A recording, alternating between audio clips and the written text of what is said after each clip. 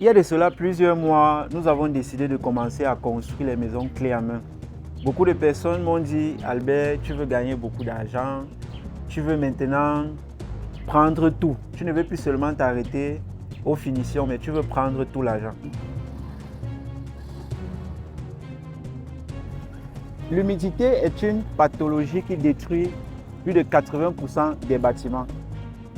Cette pathologie est à l'origine de la réduction de la durée de vie de plus de 80% des bâtiments. Bien sûr, en fonction du degré de contamination. Aujourd'hui, je vous amène dans un de nos chantiers dans la ville de Yaoundé, plus précisément du côté d'Éleveur, au quartier Mbala, afin de vous permettre de découvrir un chantier sur lequel nous sommes en train de travailler, où nous allons pallier à un problème d'humidité. Je vais vous présenter le problème d'humidité en question et par la suite, notamment vers la fin de la vidéo, je vous présenterai quelques astuces pour pouvoir pallier à ce type de problème.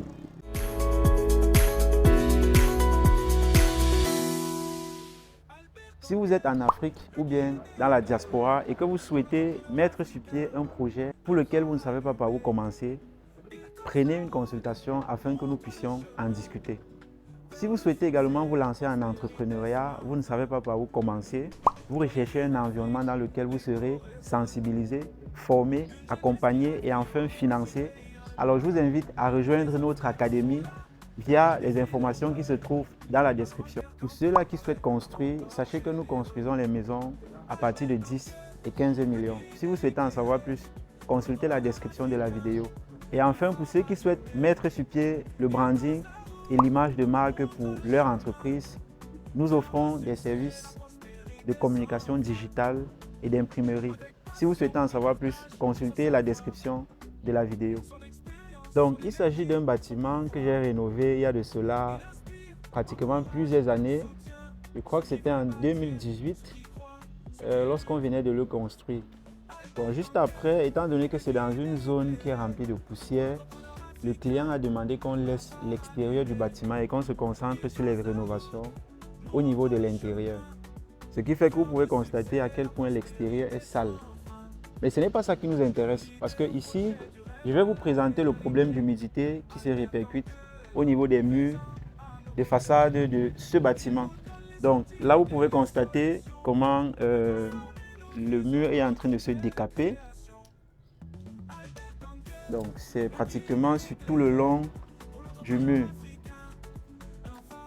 Voilà. Et donc il nous a contacté pour qu'on puisse lui proposer une solution palliative à cela. Donc je vais d'abord vous faire visiter le pourtour du bâtiment et par la suite, je vais vous présenter quelques éléments qui provoquent ce type d'humidité. Parce qu'il faut savoir que l'humidité est une pathologie et comme toute pathologie, il y a toujours quelque chose qui produit cela. Donc ici, vous observez, vous voyez que le problème est en train d'aller à un niveau vraiment exponentiel. Et ce n'est pas seulement sur un seul côté, c'est également sur le côté de la clôture. Voilà. Donc ici, derrière, on sèche les habits. On va revenir dessus plus tard. Donc, on va faire le pourtour du bâtiment pour que vous puissiez constater à quel point c'est médiocre en termes de propriété. Voilà. Donc, le problème d'humidité est partout. Ici, nous avons même déjà les champignons qui sont en train de se manifester. C'est pour vous expliquer à quel point c'est grave. Au niveau de ces fenêtres, vous pouvez constater comment les fers sont en train de rouiller. Parce que lorsqu'on parle souvent aux clients, on les explique à quel point l'humidité est dangereuse. Certains font comme s'ils ne comprennent pas. Donc ici, nous avons une fenêtre en gris métallique qui est en train de rouiller carrément. Donc, vous voyez à quel point l'humidité peut détruire l'investissement d'une personne. Donc, le même problème se répercute sur l'entièreté du bâtiment.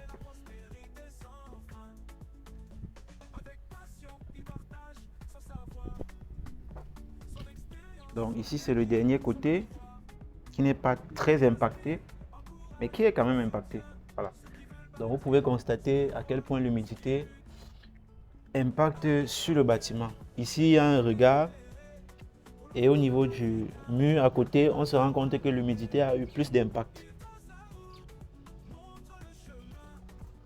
Donc, ce que moi je vais dire par rapport à cela, c'est le fait que le problème n'est pas forcément dû uniquement à ce dont on pense la plupart des fois. Parce que beaucoup de personnes pensent que lorsqu'on parle de problème d'humidité, ça veut dire que c'est uniquement parce que l'eau est venue se verser sur la zone.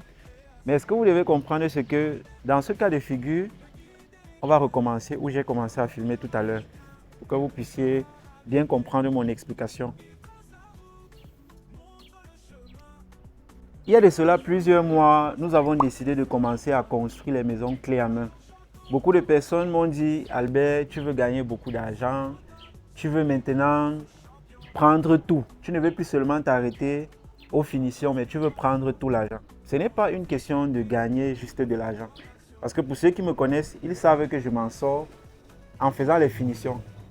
Mais si à un moment donné, on s'est décidé de prendre toute la chaîne de construction, c'est parce qu'on se rend compte qu'il y a ce type de problème. Parce que des problèmes d'humidité pareils ne devraient pas survenir lorsqu'une personne investit autant d'argent. Ici, il y a plusieurs raisons pour lesquelles l'humidité se produit. La première raison pour laquelle un bâtiment comme celui-ci a les problèmes d'humidité, c'est tout simplement parce qu'au niveau de la fondation, on n'a pas pris le soin de faire l'étanchéité. L'étanchéité au niveau de la fondation s'illustre comme sur cette image que je viens de vous présenter.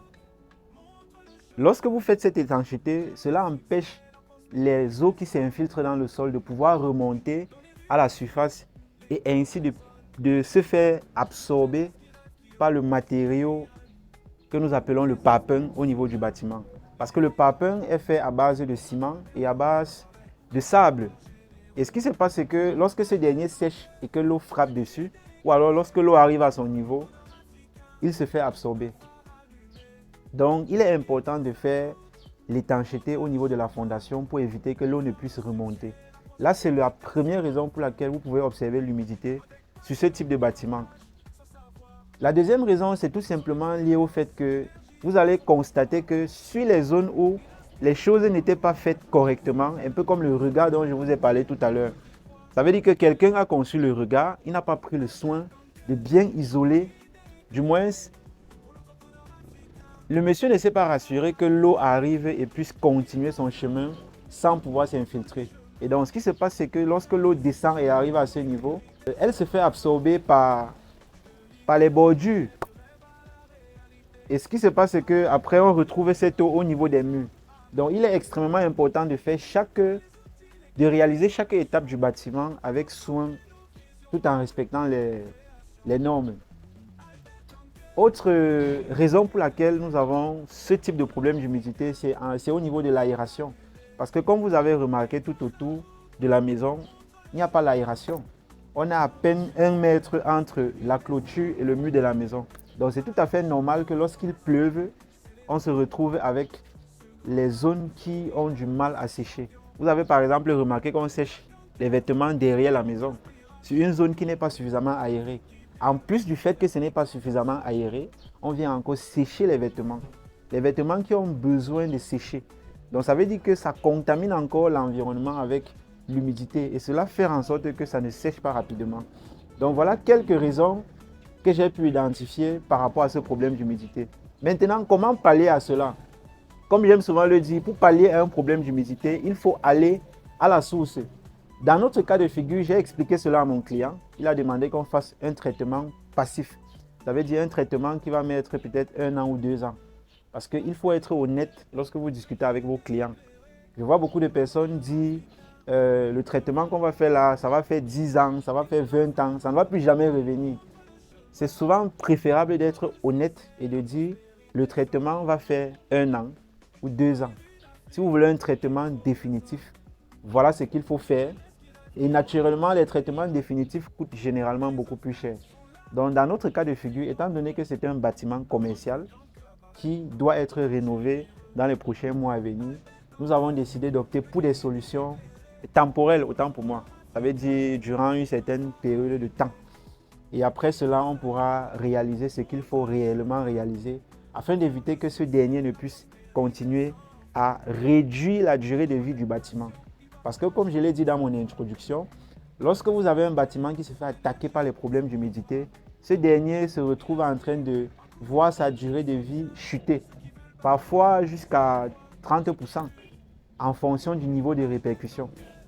Donc, chaque fois que vous investissez dans l'immobilier, prenez en compte ce paramètre parce que vous pouvez investir 1 milliard pour mettre sur pied un bâtiment et vous retrouvez en train de perdre ce bâtiment au bout de 50 ans, alors qu'un bâtiment normalement doit faire 100 ans.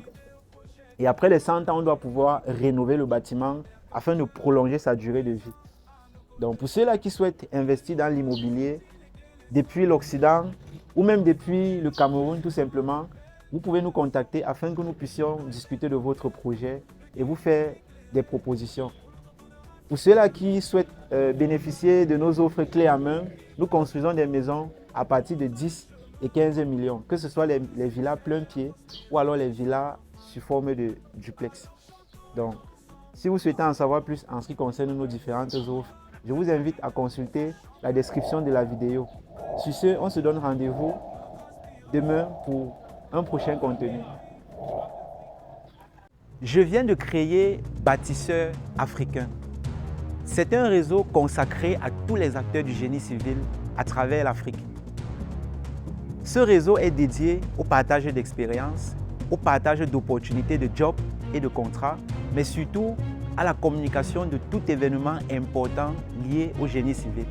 Si un tel réseau vous intéresse, cliquez sur le lien qui accompagne cette vidéo et on se retrouve de l'autre côté.